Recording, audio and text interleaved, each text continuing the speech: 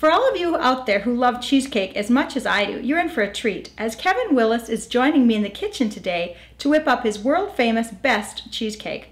But before we get to that, I'd like to share a little bit of the history of cheesecakes. Although most of us think of the scrumptious treat as a modern invention, that's just not the case.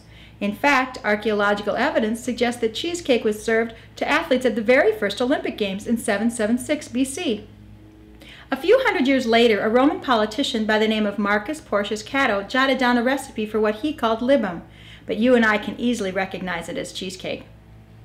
When the Romans conquered Great Britain and Western Europe, they took their cheesecake recipe with them, and by 1000 AD, cheesecakes were popping up from England to Scandinavia and all the way back to Europe. And folks have been tinkering with the recipe ever since. The recipe Kevin and I will be making today owes much of its character to Arnold Rubin, owner of the New York City's Turf restaurant back in the 1920s. Legend has it that Rubin fell in love with a cheesecake that was made not with the usual cottage cheese, but with a new kind of cheese, cream cheese. He called his concoction the New York cheesecake, and the rest, as they say, is history. So Kevin, tell me a little bit about the recipe we're going to be making today. Well, the one we're using today is called the Best Cheesecake. I found it on the internet, and what it is, it's a variation of that one because I've injected a bunch of different techniques and tricks I've learned along the way. This seems like the best ingredients and combinations of other techniques from other recipes come into play. So. And how long have you been working on this recipe? Oh. It's been a while, huh? Yeah, 4 years maybe. 4 years? What got you started? Well, you know, I was trying to, when I cook, I love cooking and baking, and I grew up baking. My sisters taught me how to bake. So I've always loved cheesecake, and especially I appreciate a really good, you know, New York style baked, really heavy cheesecake, and they're really hard to find. So what makes a good cheesecake? Well, I really need to go back to this little deli in my hometown, Akron, Ohio, called Low and High's Deli. It was a little Jewish delicatessen. They had basically more pastries. They had the most amazing cheesecake I'd ever had. It wasn't a religious experience. It was amazing. I kid you not, when you went there and you saw when they brought the cheesecakes out of the kitchen, there was these pans about this big, okay, that they made their cheesecakes in. It took 2 people to move a cheesecake from the kitchen out to the front counter where they would serve it.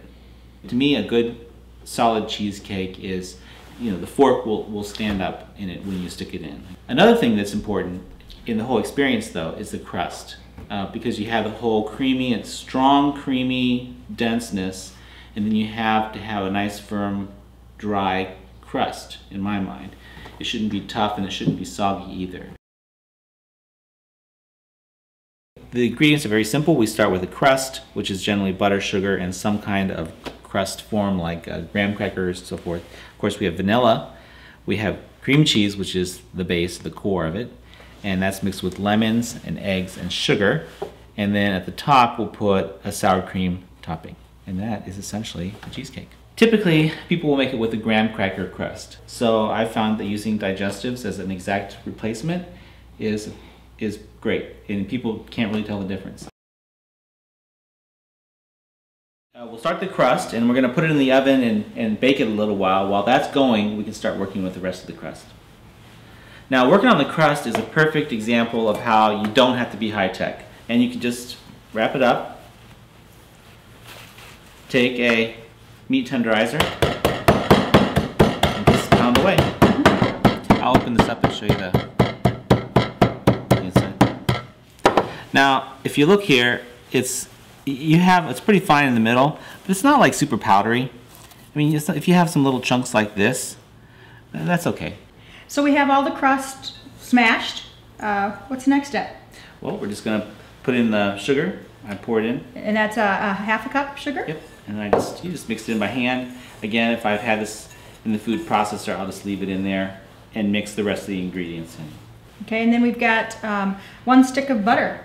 Yes. What I'm gonna, actually I put a little bit extra in there because I'm gonna use some of that to put around the inside of the pan. But anyways, that said, I'm not gonna put all of it in there because I'm gonna see if it gets the consistency I want. So what I'm gonna do is I'm just gonna mix it by hand. People like doing everything by spoon, but you know what? There's something about working with your hands.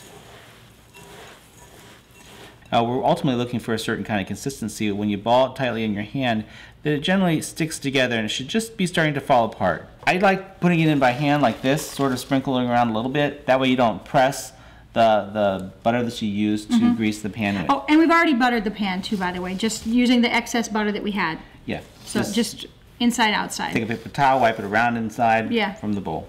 So we're just kind of putting it in. You can see Kevin's just kind of putting it in, laying it loosely right now. You're not packing it in really. Yep. Evenly distributing it. You notice I haven't gone up on the walls yet, and I'll be doing that. But I'm just gonna start moving stuff to the sides, on the top. Still not putting much pressure on there. No. So we're getting everything in place. All right, now I need to press it down in. So I'm just gonna press it. Okay. Now, could you use like a bottom of a glass or something like that, or is it really fingers the best way to go? I think fingers are the best way to go. So we put it in the crust, I put it in by hand, and then I sort of laid it out, and then started building it, pressing it in the middle and pushing out and building the crust around the edges. You want to make sure and push the edge in so you have a nice sharp corner, and you don't want it to be sort of at an angle at the crust. Okay? Like a pie. Like a pie. You don't want it to be that way. Okay? Now also, when I do it with a food processor, it's going to look very fine and very flat. This is really textured. It doesn't detract from the experience of the cheesecake. So Next step then. we're going to put it into the oven, right? For what temperature? 350, 375, 400 for like 10 minutes. And you want to keep an eye on it because you want to make sure it doesn't burn. And this is, for example, this one has more butter, so we're going to keep a closer eye on it to make sure it doesn't burn. So the crust is in the oven. We're going to be checking in a little while, and in the meantime, we're going to start on these lemons. Yeah. So why don't you show us how to do that? Okay, fresh lemons. You know, a lot of stuff we've been doing in this process, it seems like it's a lot involved and we're taking a lot of time. We have a lot of equipment, but the process is actually very fast, getting the stuff made. So why are you rolling the lemon? It's just getting the juice worked up inside of it, so when you juice it, it's easier. And I'm just going to take it and cut it in half. I use this knife. You could use a paring knife, whatever. All right. I'm going to use the lemon one. They have them for limes, but they're smaller. I'm going to simply place it in like this. Remember I talked about before, I used to place it like this and it squirts. Didn't work so well. Yeah. Took me a couple years, but I got there. And then there you go. Just put it right in there? Yep. All right. Squeezes out the lemons. And how much do we want? 4 tablespoons. 4 tablespoons. All right. Okay. Now this one here, I mentioned before that it's forgiving, but if you put too much lemon juice in there, you'll have a lemon cheesecake, which is actually pretty good. Yeah. But if you just want an ordinary one, then you want to make sure to do just 4 tablespoons. Okay, so we've got our 4 tablespoons of lemon juice, and we've already added the 2 teaspoons of the vanilla as well. So what's the next step, Kevin? We're going to separate the eggs, stiffen the egg whites, and then mix all the egg yolk with the other ingredients, and then combine those two together. I don't use a fancy egg separator. I just crack the egg around the middle, open it up, and then I just pour it back and forth. You know, the important thing is you can always have egg white in with the yolk, but you don't want any yolk in with the white or it won't stiffen properly. Okay, so that's 8 eggs. Yeah. My grandma, she always whenever she cooked, she always broke the egg in a bowl. Mine too. It's like, why is that? Well, it could be a bad egg. It could be a bad egg. I've never had a bad egg. I have. Really? I have. Wow. Yeah.